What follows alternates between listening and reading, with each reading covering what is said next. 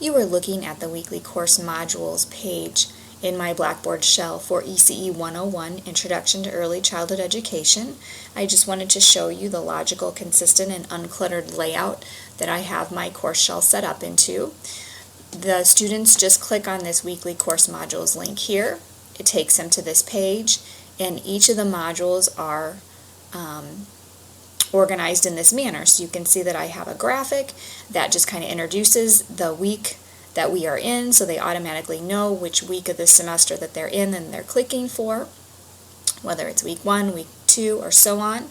In addition, in each of those kind of introductory pages for the weekly modules, you'll see that I have listed the assignments that will be due and just a brief snippet about what the course content is for that week.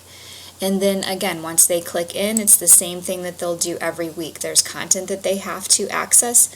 There is a discussion board that they have to respond to, and then some weeks we do have additional assignments that they will need to submit as well.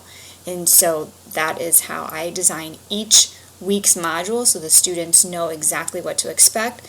Each module is very consistent in its content, so students know how to go about accessing that and completing the work for each week, and then submitting any assignments that are due.